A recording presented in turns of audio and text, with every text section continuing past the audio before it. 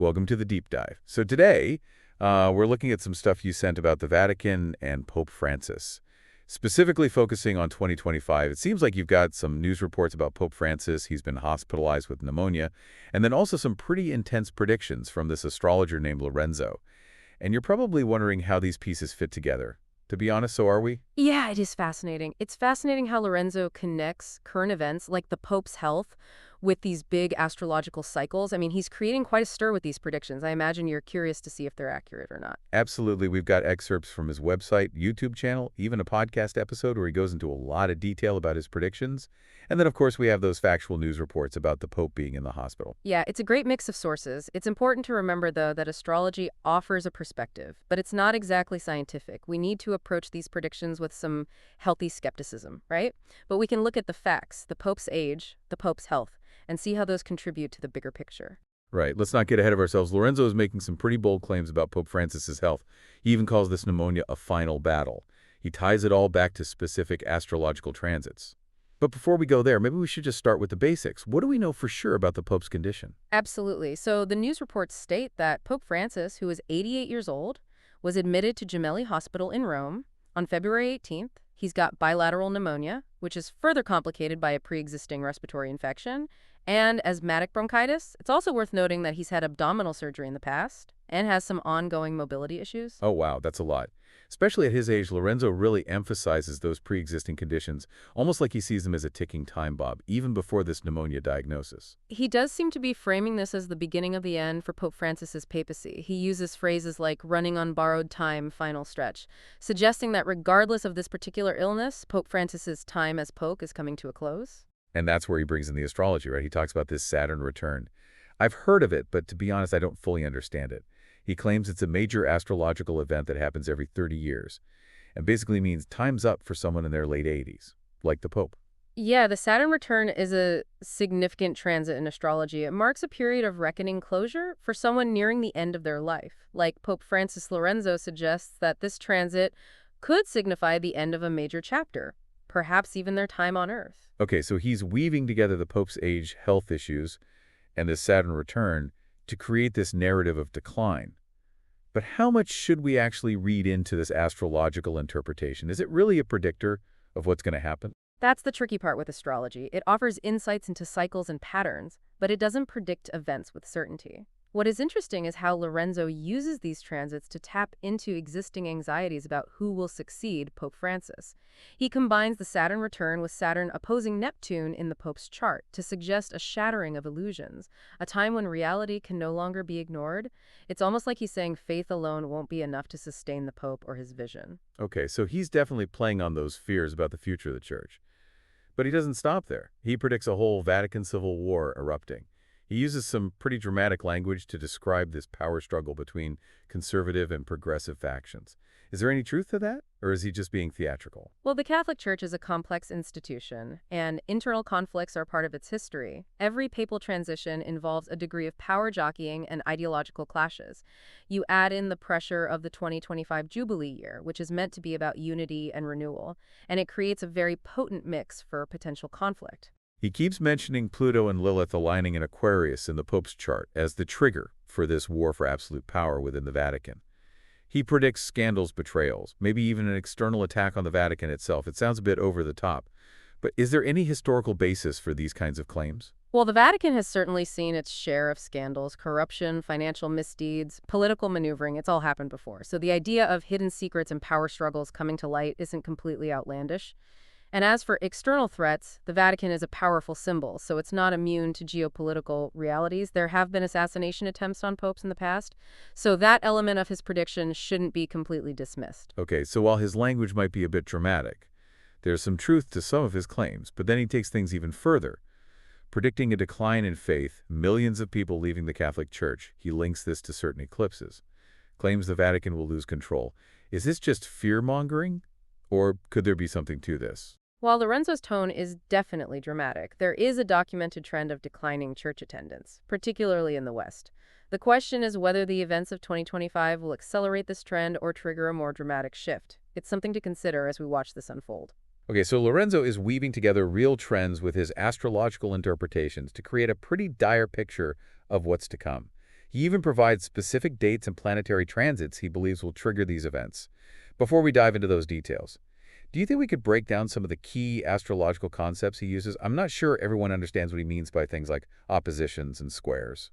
You're right, it's easy to get lost in the astrological jargon. Essentially, these terms describe the angular relationships between planets in a birth chart.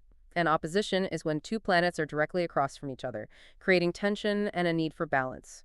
A square is a 90-degree angle, often associated with challenges and obstacles.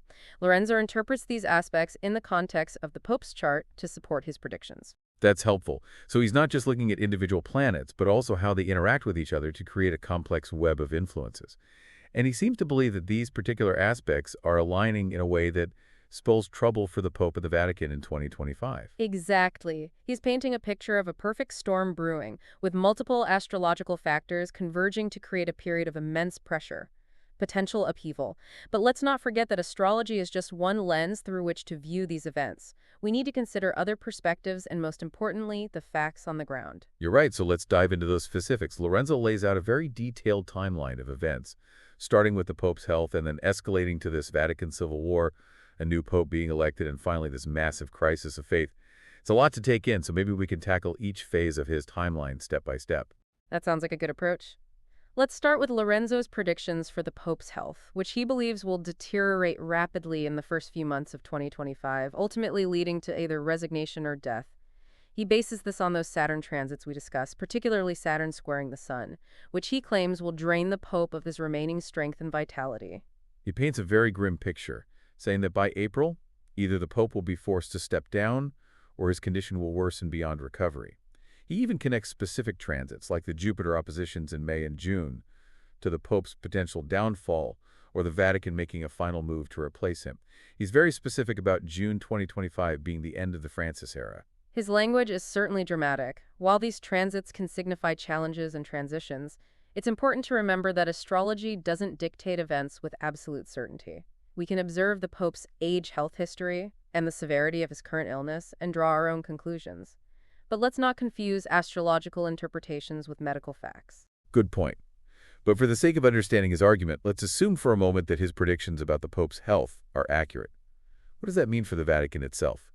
He seems to think this leadership vacuum will trigger all sorts of chaos and infighting. That's where we move into the next phase of his timeline, where he predicts a power struggle erupting within the Vatican. Remember, he calls it the Vatican Civil War, with conservative and progressive factions battling for control of the Church's future. He specifically links this to Pluto and Lilith aligning in Aquarius, which he believes will expose all sorts of hidden corruption, trigger a war for absolute power.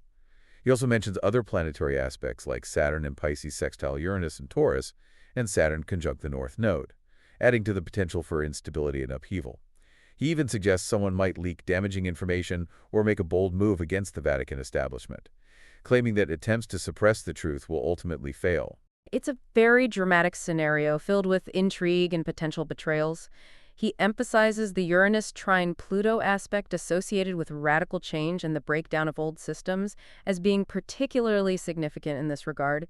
He's basically saying the Vatican is heading for a major shakeup. Nothing can stop it. He also ties these internal power struggles to the Jubilee year, suggesting that instead of a time of unity, it will become a battleground for control of the Church. It's a far cry from the image of spiritual renewal and pilgrimage that the Jubilee year is supposed to represent. His prediction paints a picture of the Jubilee year being overshadowed by the Pope's declining health and escalating power struggles, a time of chaos and division rather than a peaceful celebration of faith. So to recap, Lorenzo predicts the Pope's health will deteriorate quickly in the first few months of 2025, leading to either his resignation or death. This will trigger a fierce power struggle within the Vatican, with conservative and progressive factions battling for control while the Jubilee year becomes a stage for this drama to unfold. And then as the Jubilee reaches its peak in the summer, a new pope is elected, but according to Lorenzo, this is where things get even more interesting. He claims the next pope will be weak, indecisive, and unable to unite the Church. He predicts whoever is chosen will either be extremely controversial, too weak to lead effectively, or undermined by internal sabotage. He points to those challenging Jupiter oppositions in May and June, particularly the Jupiter square Saturn aspect, as indicators of a leader forced into an impossible role, a Church unable to break free from its restrictive past. He also emphasizes the Saturn-Neptune conjunction in Aries, claiming it signifies a deep spiritual crisis for the Church, a pope who will struggle to find his footing. He even suggests this new pope might resign early, be pressured to step down, or face health issues of his own. It's a bleak outlook for the future of the papacy. He's essentially saying no matter who is chosen, the church is heading for a period of instability and division. And to make matters worse, he predicts things will get even worse in the fall, with a massive crisis of faith shaking the Catholic Church to its core. This is where he really goes all in on the doom and gloom. He predicts a spiritual rebellion within Catholicism, triggered by those eclipses we mentioned earlier, as well as Jupiter trine Lilith in Scorpio, which he says will expose hidden church scandals. He paints a grim picture of mass disillusionment, millions abandoning the church, and the Vatican losing its global influence. He even goes so far as to say that 2025 will mark the beginning of the Vatican's end. His language is undeniably dramatic, using terms like irreversible shift and unstoppable decline to describe the church's future. But let's remember that his perspective is based on his interpretation of astrology. While we can learn from his insights, we need to maintain a balanced view and consider other factors. Right, his predictions raise some big questions, but they're not necessarily set in stone. Still, it's hard not to be intrigued by his claims, especially given the Pope's current health crisis and the upcoming Jubilee year. It feels like we're on the edge of a major turning point for the Catholic Church. Absolutely, Lorenzo's predictions might be controversial, but they highlight some very real vulnerabilities and potential flashpoints for the Vatican in 2025. Whether or not his astrological interpretations prove accurate, it's clear that the Church is entering a period of transition and potential upheaval. So we've covered Lorenzo's predictions and started to unpack some of the key themes and questions they raise. But now I think it's time to shift our focus and look at how these predictions align with the actual events unfolding in the world. Agreed. Let's dive into those news reports about the Pope's hospitalization and see how they connect to Lorenzo's timeline and the broader context of the Vatican in 2025. That's where things get really interesting, and that's exactly where we'll pick up in part 2 of our deep dive. Stay tuned. All right, so we spent some time with Lorenzo's predictions, and they are definitely dramatic, but before we get too carried away, I think it's time to bring in some of those factual news reports you sent us about Pope Francis's health. Yeah, definitely. Those reports paint a pretty concerning picture, even without the astrological lens. Right, Lorenzo might be talking about cosmic storms and spiritual rebellions, but in the real world, Pope Francis is 88 years old, and he has been hospitalized with pneumonia, on top of all those pre-existing conditions we talked about. Exactly, and the news reports that you sent really highlight the severity of the situation. Yeah, let's start with that report from February 18th, the one announcing the hospitalization. It says Pope Francis was diagnosed with bilateral pneumonia, which complicated a pre-existing respiratory infection. He's being treated at Gemelli Hospital in Rome, and his condition is described as complex. That word complex, it's really doing a lot of work there. You know, it suggests a much more serious situation than just a typical pneumonia case, especially when you consider his age and those pre-existing respiratory issues. I mean, any infection can be life-threatening at 88. Yeah, it's definitely making me think back to what Lorenzo was saying about the Pope's age being a major factor in his predictions. He kept saying that time was running out, and even if the Pope recovers from this pneumonia, it's just a matter of time before his health declines even further. And remember, Lorenzo also pointed to those canceled Holy Year events as a sign that things were more serious than the Vatican was letting on. Oh, you're right. The report mentions that all of the Pope's engagements, including the Holy Year events, were canceled to allow for continued treatment and recovery. Yeah, that's a huge decision, canceling events during a Jubilee year, which is supposed to be this time of heightened activity and global attention for the Church. I mean, that speaks volumes about the gravity of the situation. Yeah, it definitely seems like more than just a precautionary measure. Then the next day, February 19th, there's another report with an update on the Pope's condition. It says he had a peaceful night after the pneumonia diagnosis and is in good spirits. They even mention that he's engaging in prayer and limited activities. It sounds like the Vatican is trying to project an image of calm and stability, which is understandable given the anxieties surrounding the Pope's health. Yeah, but then later that same day, another report comes out saying that the Pope's complex clinical picture requires a longer hospitalization and that he needs additional drug therapy. That takes the wind out of the sails of that good spirits report, doesn't it? Totally. It feels like a much more realistic and, frankly, worrisome assessment of the situation.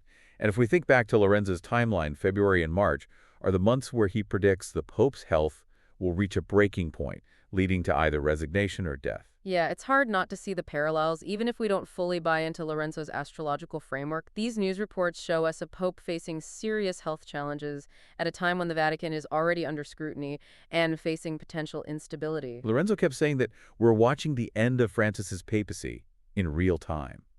And these news reports seem to support that idea, at least to some extent. The language in the reports is definitely telling. They use phrases like critical decline transition phase and potential leadership crisis. Even without mentioning resignation or death directly, they're hinting at the possibility of a major change in leadership. And this all ties into Lorenzo's broader predictions about a power struggle erupting within the Vatican Rite.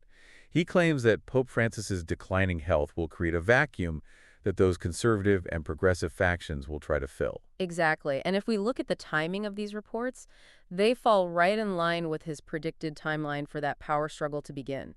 He specifically mentioned April and May as being critical months, and that's just a few weeks away. So we have these real-world events seemingly confirming at least the first part of Lorenzo's predictions, the Pope's failing health, and the potential for a leadership crisis. It's a compelling convergence, isn't it? But as always, it's important to remain objective and consider the full range of possibilities. Right, we don't want to get caught up in the drama, lose sight of the facts.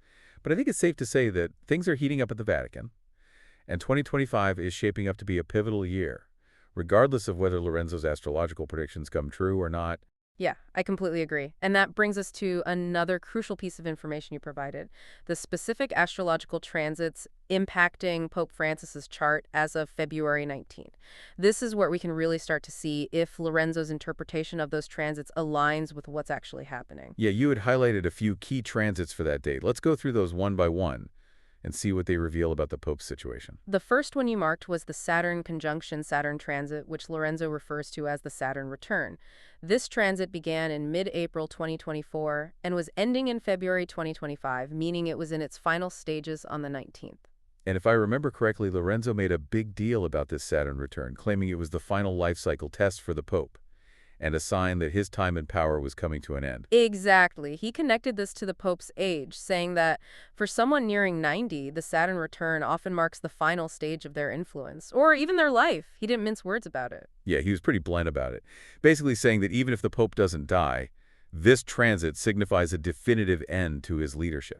And when we consider the Pope's declining health and those news reports hinting at a possible resignation or incapacitation, it's hard not to see how this transit might be playing out in a very real way. It's almost like the Pope's physical decline is mirroring this astrological cycle of endings. It's a bit eerie when you think about it. It's definitely an interesting observation. It's as if those larger cosmic forces are reflected in the individual's life, a kind of microcosm of the macrocosm. But let's move on to the next transit you highlighted, which is Saturn opposing Neptune. Okay, this one was also in effect on February 19th. Having begun in mid-May 2024 and lasting until the end of February 2025, Lorenzo saw this transit as particularly challenging for the Pope, claiming it signifies a collapse of illusions and a confrontation with reality. Remember, he said that Neptune represents hope, spirituality, and a sense of divine calling.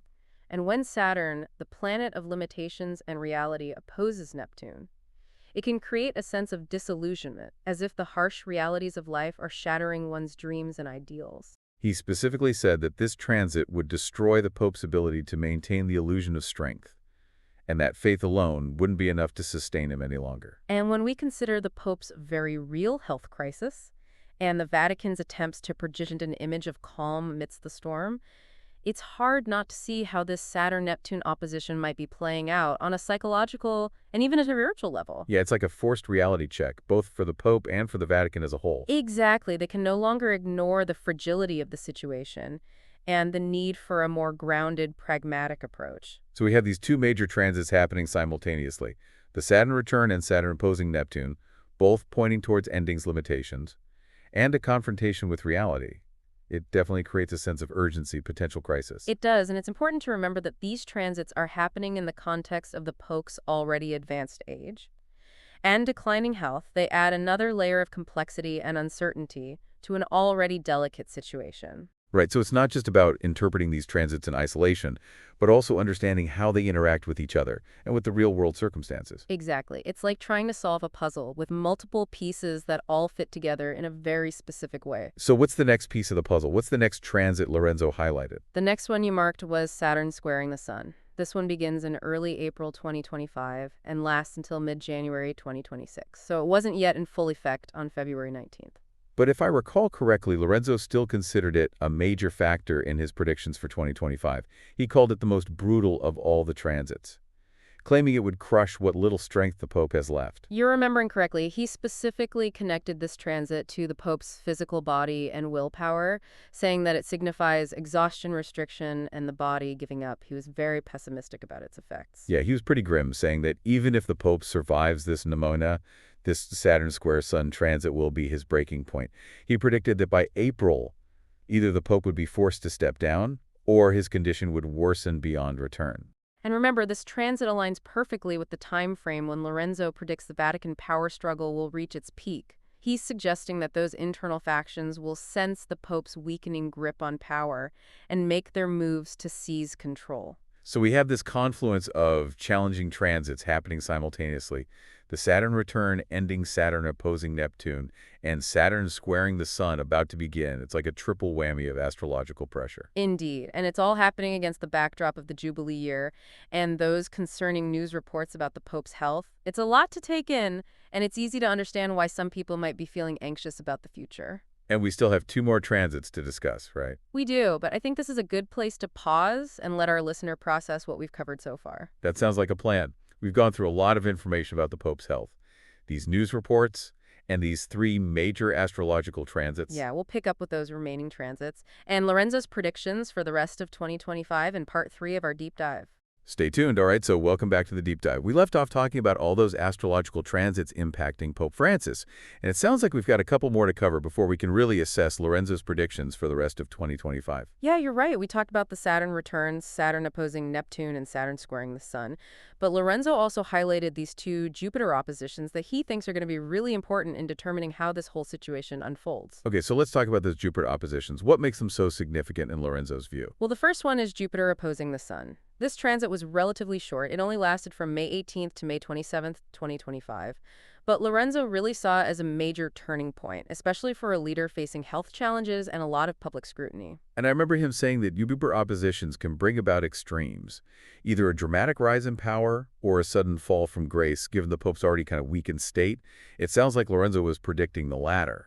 Exactly. He called it a transit of reckoning, where hidden truths come to light and illusions of power start to crumble.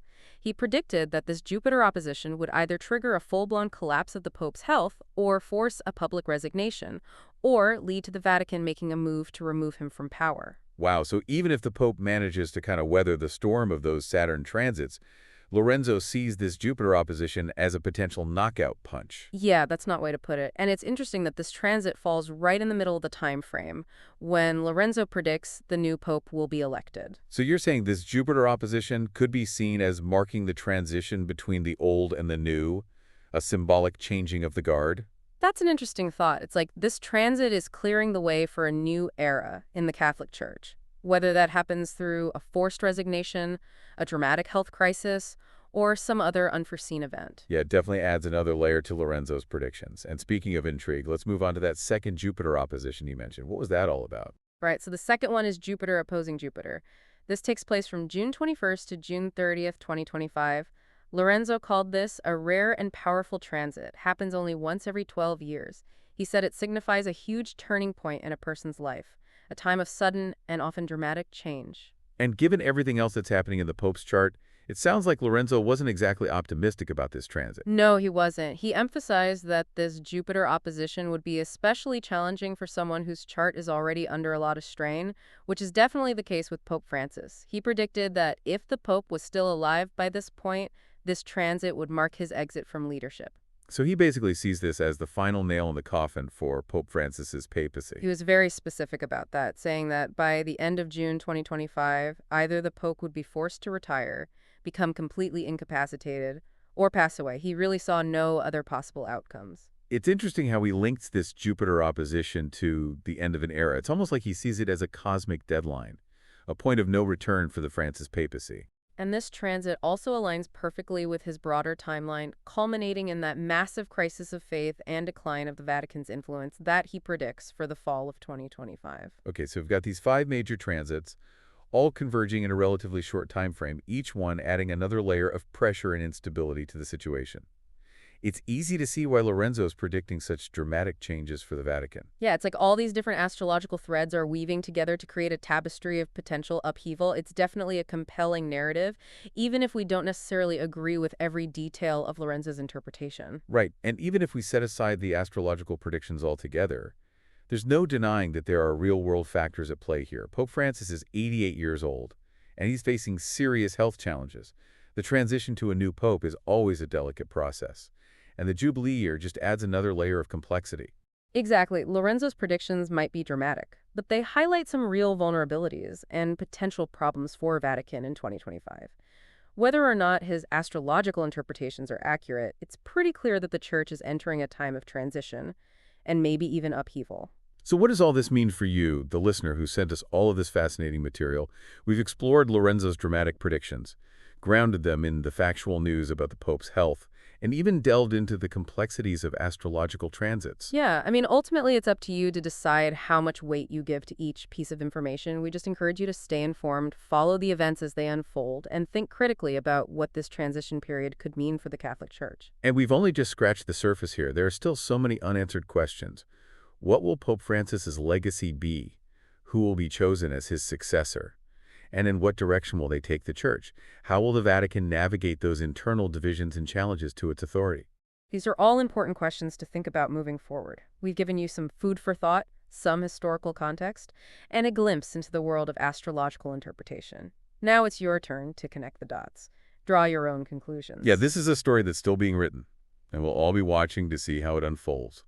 Thanks for joining us on this deep dive into the Vatican in 2025. And as always, stay curious, stay informed, and never stop questioning.